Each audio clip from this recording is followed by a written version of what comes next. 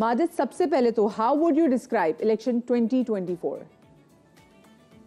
जी बहुत शुक्रिया। ये बड़ा दिलचस्प इलेक्शन इसलिए भी था कि मुस्लिम लीग नून और पीपल्स पार्टी की जानिब से जो दावे किए जा रहे थे कि इलेक्शन डे पे उनकी पोजीशन कंफर्टेबल रहेगी, लेकिन ऐसा नहीं हो सका। तो जिस तरह आपने आगाज में जो बातें की हैं वो बिल्कुल दुरुस्त इस तरह से भी हैं कि पीटीआई की जानिब से महज एक ही मुतालबा किया गया था अपने वोटर सपोर्टर से कि आपने 8 फरवरी से पहले कुछ भी नहीं करना, सिर्फ 8 फरवरी को जाकर अपनी राय का इजहार करना है। इस हवाले से मुस्लिम लीग नून और पीपल्स पार्टी को अपनी स्ट्रेटजीज को, हिकमत अमली को असर नौ मुरतब करने की भी जरूरत है। उसकी वजह यह है कि इतने दबाव, सियासी मुश्किलात और अदालती फैसलों के बाद भी अगर आपके पास मतलूबा नताइज नहीं है तो बहरहाल इसमें मामला कुछ ना कुछ अपने ऊपर भी नजर-ए-सानी करने का है। तो इसलिए ये इलेक्शन मैं समझता हूँ कि इसलिए मुनफरिद रहे कि एक तो अवाम ने अपना किरदार अदा किया। बट माजिद, जैसे भी आपने अदालती फैसलों के बारे से बात की, आपको लगता है कि अदालती फैसलों जो जैसे बानी पाकिस्तान तहरीक इंसाफ के खिलाफ जैसे आते भी रहे हैं तो उसके ग्रीवेंसेस भी लोगों के अंदर मौजूद थे और ये बड़ी वजह बनी कि लोग बाहर निकले वोट करने के लिए? जी बिल्कुल, इस हवाले से मुस्लिम लीग नून के रहनुमा भी इस चीज को तस्लीम कर रहे हैं। कल एक मीडिया टॉक में राना सनाउल्लाह ने कहा कि ये जो फैसले थे, एक आदमी जो ऑलरेडी जेल में है उसको आप 10 साल सुना रहे हैं, फिर 15 साल सुना रहे हैं, तो उसने तो जेल में ही रहना है। तो ये फैसले अगर आगे पीछे हो सकते थे तो उससे जरा बचत हो जाती।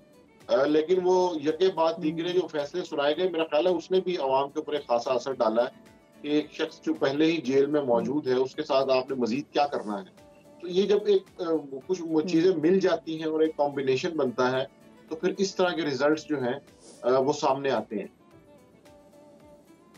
सही। माजिद, ये आज़ाद उम्मीदवारों का अब आप क्या मुस्तकबिल देखते हैं? Because of course Pakistan Tehreek Insaf के जितने भी कैंडिडेट्स हैं जिन्होंने आज़ाद उम्मीदवार की कैपेसिटी में इलेक्शन लड़े हैं, अब वो ऐसे ही तो गवर्नमेंट फॉर्म नहीं कर सकते, तो अब आपको क्या लगता है उनके पास क्या ऑप्शंस रह गई हैं? वो किससे जाके जो है वो इल्हाक कर सकते हैं अपना?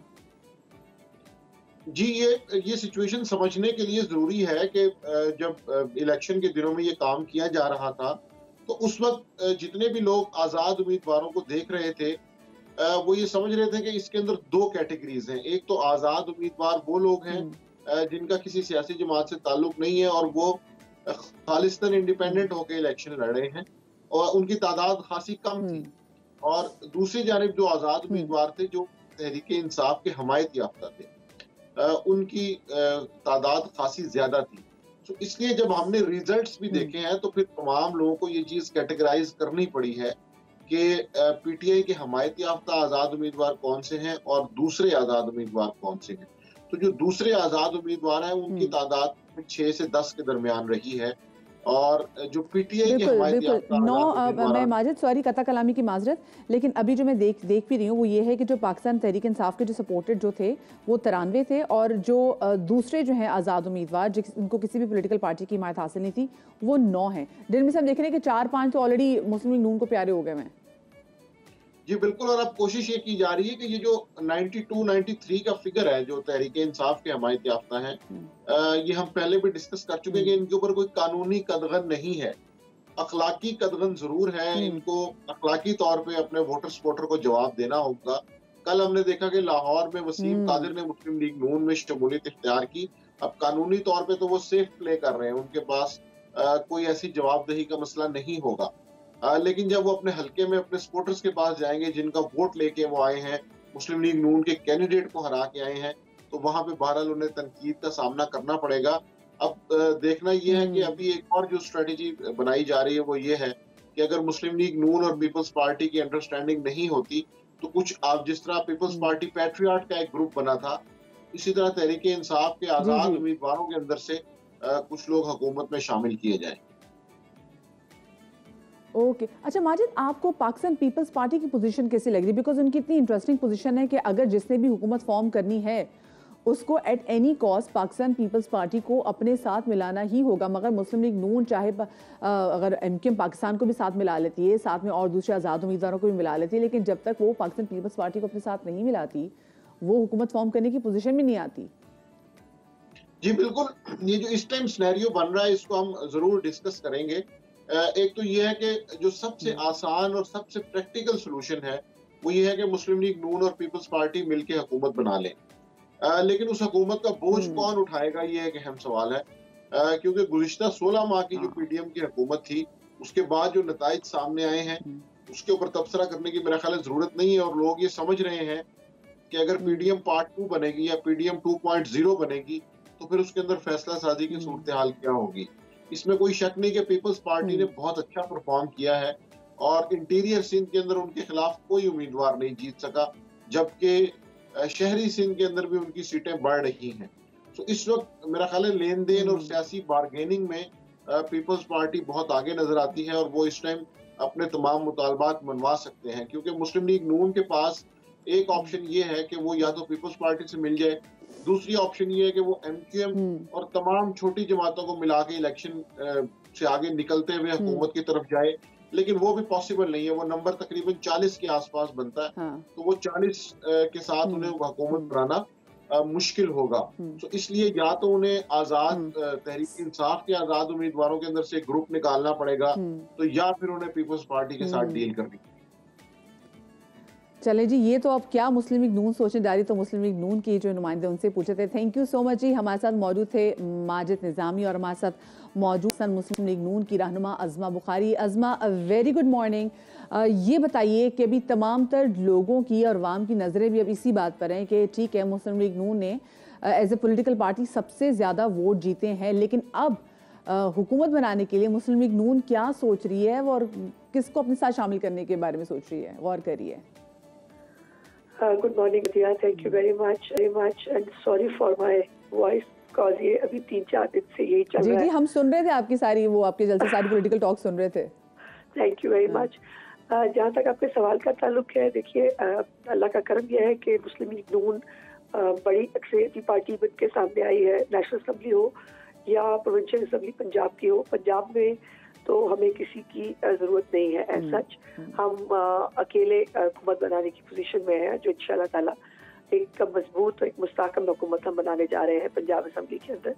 जहाँ तक ताल्लुक है वफाक का, तो मियां नवाज शरीफ साहब को अगर आपने 21 अक्टूबर की उनकी तकरीर सुनी हो या उसके बाद भी, वो हमेशा ये बात कहते चले आए हैं कि इस मुल्क को क्राइसिस से निकालने के लिए, इस मुल्क के लिए काम करने के लिए हम सबको मिलकर एफर्ट्स करने की ज़रूरत है। जितने चैलेंजेस हैं, जितनी पाकिस्तान की आवाम की परेशानियां हैं, उसको मिल के हल करना है। और ये दंगे फसाद, ये रोड के ऊपर तमाशे लगाना, इससे पाकिस्तान मजीद जो है वो बुरे हालात में जा सकता है, और पाकिस्तान को एक मुस्तहकम हुकूमत की ज़रूरत है। इसलिए हम सबसे बात कर रहे हैं, सबके साथ जो है वो बातचीत चल रही है, लेकिन इसका आउटकम क्या आएगा, इसके लिए आपको कुछ दिन का इंतजार करना पड़ेगा। सही। अच्छा अस्मा, मुझे बताएं कि पाकिस्तान पीपल्स पार्टी, क्योंकि उनकी जो अभी मैं माजिद से भी ये बात करी थी कि उनकी पोजीशन बहुत ज़्यादा इंटरेस्टिंग है, और अगर आप अपनी विफाक में पोजीशन और हुकूमत बनाना चाहते हैं तो पीपल्स पार्टी के सपोर्ट के बगैर ये मुमकिन नहीं है।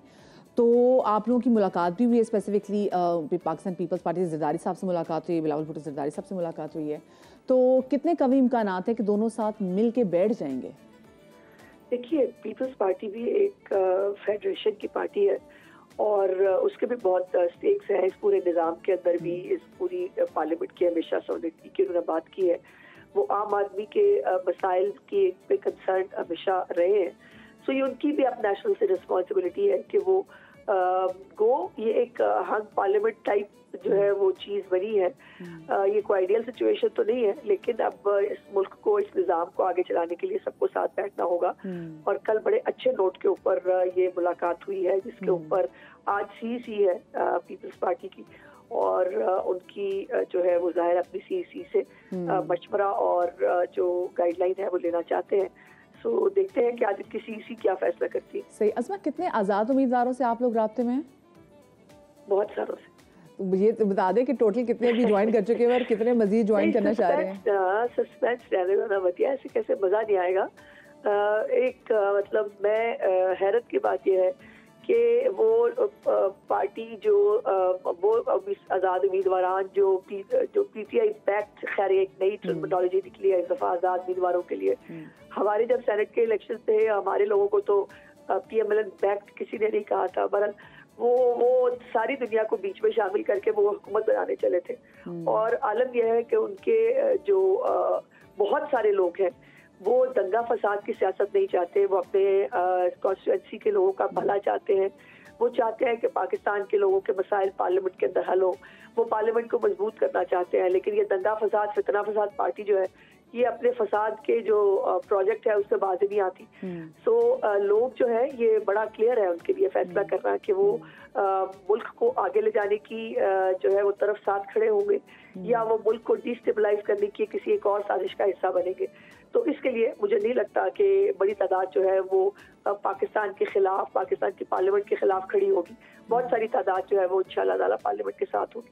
अच्छा अस्मा, आपने पंजाब हुकूमत के वाले से बात की कि पंजाब में आप अपनी गवर्नमेंट फॉर्म करने जा रहे हैं, लेकिन मुझे बताएं कि पंजाब में मुस्लिम लीग नून आज़ाद उम्मीदवारों के साथ ही हुकूमत बनाना चाहेगी या पाकिस्तान पीपल्स पार्टी को भी अपने साथ शामिल करेंगी पंजाब असेंबली में भी?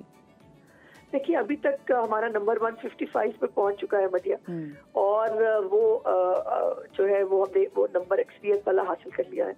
लेकिन पीपल्स पार्टी अगर वफाक में हमारे साथ बैठती है, जिसके बहुत चांसेस हैं, तो फिर जाहिर है वो ये चाहेंगे कि उनकी 10 सीटों को जो है वो यहाँ पंजाब में फेवर मिले।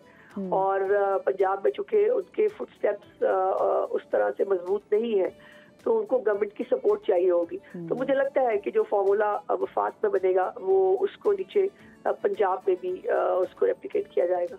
सही। अच्छा अस्मा, पाकिस्तान पीपल्स पार्टी की से जो भी आपकी स्पेसिफिकली मुलाकातें भी हुई और कई घंटे की मुलाकात भी रही है, तो उसमें कुछ बातें निकल के ये भी सामने आई हैं कि 3 चीज़ों की पेशकश की गई because they are very adamant, और कि उन्होंने बिलावल भुट्टो जरदारी को ही अपना जो पीएम का कैंडिडेट है उन्हीं को सामने रखेंगे, और अगर वो पीएम नहीं है तो फिर पाकिस्तान पीपल्स पार्टी मिलकर भी नहीं बैठेगी। और आप लोग की जानिब से 3 चीज़ें उनको ऑफर की गई हैं कि चेयरमैन सेनेट उनको और स्पीकर उनको कहा गया, और साथ में आप मेरे ख्याल से वज़ीर आला कोई वाकई ऐसी कोई चीज़ हुई है?